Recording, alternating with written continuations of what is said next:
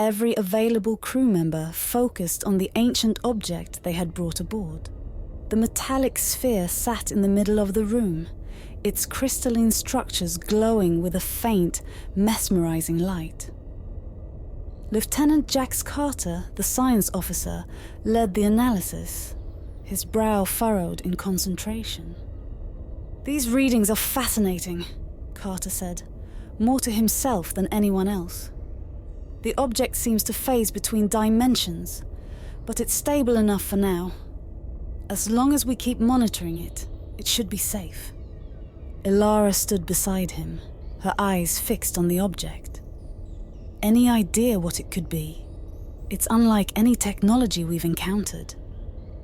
Carter shook his head. No remains, no signs of life. It's possible this isn't a shuttle at all. Perhaps it's a probe or some kind of containment unit. Rylan, who had been assisting Carter with the scans, looked up. Containment? For what?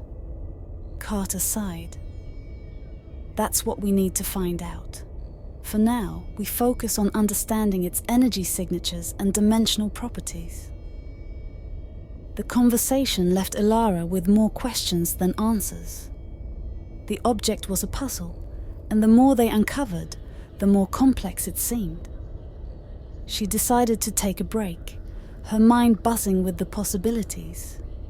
In the mess hall, the atmosphere was much lighter. Designed for long stints in space, it was spacious and homely, with comfortable seating and warm lighting. The crew often gathered here to relax and unwind. Ilara joined a group of crew members, including Jessica Alvarez, a skilled engineer, who were playing cards at one of the tables. "Ilara, just in time," Jessica said, dealing her in. "We need another player to keep the game interesting." Ilara smiled, taking a seat. "Thanks, Jessica. I could use a distraction." They played several rounds, the camaraderie and laughter providing a welcome respite from the day's tension. Ilara found herself relaxing, the stress of their mysterious discovery fading into the background, if only for a while. The crew chatted about their lives back on Earth, their hopes for the mission, and shared jokes that lightened the mood. "This ship may not be luxurious, but it has everything we need," Ilara said, looking around the mess hall. "Feels almost like home." Jessica nodded. "Yeah, they've done a good job making it comfortable. Helps keep us sane out here." Their moment of relaxation was interrupted by the intercom crackling to life. "Lieutenant Kane, report to the command center immediately. There's a shield anomaly that requires your attention." Ilara's heart sank, but she kept her expression calm. "Duty calls," she said, standing up. "Good luck with the game, everyone." She made her way to the command center. She overheard two science officers discussing the object in hushed tones. "It's pulsing more frequently," one of them said, "and I'm sure I heard a thudding sound from inside." "That can't be right," the other replied. "You need to stop listening to those crazy horror stories." Ilara pushed the unsettling conversation to the back of her mind. She had to focus on the immediate task. Arriving at the command center, she found Commander Vance waiting for her. "Ilara, we've detected a shield anomaly," Vance said. "We need you to run diagnostics." Ilara nodded, moving to the control panel. As she ran the diagnostics, she could see the concern on Vance's face. After a few tense moments, she identified the problem. "The shield generators are functioning properly," Ilara reported. "One of the power sources needs fine-tuning. The anomalies were triggered by a routine warning system when these things happen." Vance sighed in relief. "Good work. Can you handle the adjustments?" "Absolutely," Ilara replied, already working on the fine-tuning. As she did, she reflected on how they had only been in space for 8 months. The nova was a marvel of engineering, but it was still new, and they were still learning its quirks. Once the adjustments were made, the shield system stabilized, and the warning lights dimmed. Ilara finished her task and reported back to Vance. "All done. The system should be stable now," she said. "Thank you, Ilara," Vance replied. "Let's hope that's the last of the surprises for today." Ilara smiled faintly, though she doubted it. The object they had brought aboard was a constant reminder that space was full of unknowns. As she headed back to her quarters, she couldn't shake the feeling that the pulsing crystal held secrets that would change everything. Lying in her bunk that night, Ilara's thoughts drifted to the conversation she'd overheard. The thudding sound inside the crystal, the dimensional phasing. What if they were dealing with something far more dangerous than they had anticipated? She resolved to keep a close watch on the situation, her curiosity and caution balanced on a knife's edge. The next morning, the science lab buzzed with anticipation and concern. Ilara joined the team, her thoughts still lingering on the pulsing crystal. As they gathered around the object, Lieutenant Jax Carter resumed his analysis. His eyes focused on the crystalline structure at the center. Everything looked stable, more or less the same as before, although somehow it's lighter than when we stopped working on it last night, Carter said, scrutinizing the data. "Commander Vance," his expression stern. "Lighter? Take any changes as a concern at this point." Carter agreed. "Understood, Commander. We'll proceed with caution." Ilara leaned closer to the object, her curiosity piqued. The crystalline structures glowed faintly, their light seemingly pulsating in a rhythmic pattern. She could almost feel the energy emanating from them, a strange and unsettling presence. "Let's get a closer look at the central crystal," Carter suggested. "There's something off about it." As they carefully inspected the crystal, a small crack became visible, running along its surface. A faint, almost imperceptible black smoke began to seep from the crack, curling into the air like tendrils of darkness. "What's that?" Ilara asked, her voice tinged with alarm. Carter adjusted his scanner, his expression shifting to one of concern. "It's coming from the central crystal. A small crack and..." Before he could finish, the black smoke intensified, swirling ominously. The ship's filtration system, designed to detect and neutralize hazardous particles, did not register any immediate threat. Yet the sight of the smoke was unsettling. "Everyone, step back," Vance ordered, his tactical instincts kicking in. "We need to contain this and figure out what's going on." The science team retreated, their eyes fixed on the strange phenomenon. Carter continued his scans, frustration evident on his face. "Commander, the filtration system isn't picking up anything hazardous. No toxins, no biological agents. It's just smoke." "Just smoke?" Vance repeated, skeptical. "Black smoke seeping from an alien crystal isn't normal. I want everyone who was exposed to report to medical immediately for full scans and blood work. We're not taking any chances." The science personnel, including Ilara, made their way to the medical bay. Dr. Meredith Chen, the ship's chief medical officer, greeted them with a calm but serious demeanor. "Commander Vance has briefed me on the situation," Dr. Chen said. "We'll run a series of scans and take blood samples to ensure there's no biological threat.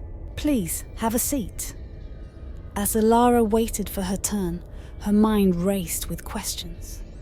The black smoke was an enigma, a new layer of mystery surrounding the ancient object. She couldn't shake the feeling that it was more than just smoke, that it held a deeper, more significant meaning. After the medical exams, Ilara returned to the science lab.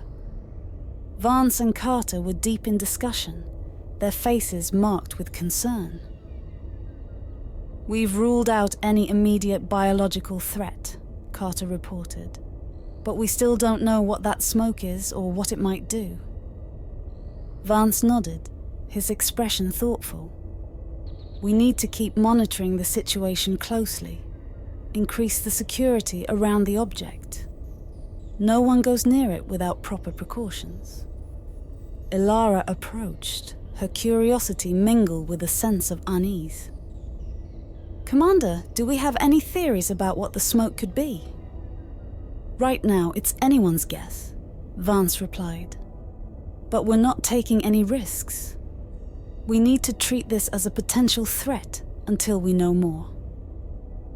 As the day progressed, the crew continued their duties. But the mysterious smoke weighed heavily on everyone's minds.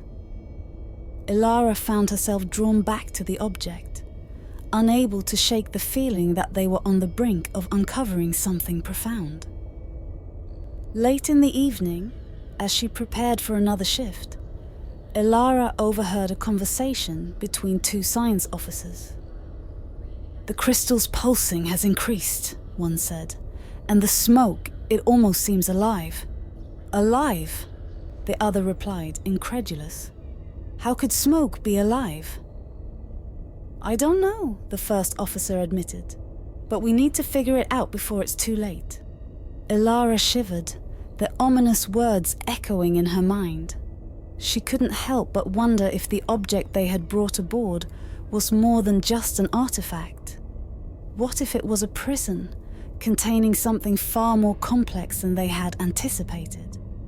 Determined to uncover the truth, Ilara steeled herself for the challenges ahead. The Nova's journey was growing more mysterious with each passing moment, and the answers they sought were still shrouded in darkness. The Nova's corridors hummed softly with the sounds of the ship's systems. Ilara walked briskly towards the command center, her thoughts lingering on the mysterious black smoke and the recent medical checks. The scans had come back clear, but the unease among the crew was palpable. The object they had brought on board seemed to be a source of continuous intrigue and subtle dread. As Ilara entered the command center, she found Commander Vance and the senior crew already assembled, their expressions tense. "What's going on?" Ilara asked, moving to stand beside Jax Carter. Vance gestured to the main display, which showed a series of sound waveforms. "The comms team has been picking up some strange sounds. Initially, we thought it was interference, but after some analysis, we realized it's originating from within the ship." Carter nodded, adding, "Once we set to work uncovering the origins, the ship's AI helped decode the sounds. They repeat one word: freedom." Ilara felt a chill run down her spine. "Freedom, what does that mean?" Vance's expression was grim. "We're not sure. It's taking a lot of computing to decipher the sounds. Mostly it just sounds like rushing, distorted wind. We decided to investigate further and took a recording device to the object. The sounds indeed originated from it, and we picked up a new word: power." The room fell silent as the crew absorbed this information. Ilara's mind raced with possibilities. What if the object is trying to communicate with us? Maybe the smoke isn't just an emission, but an entity. Carter looked thoughtful.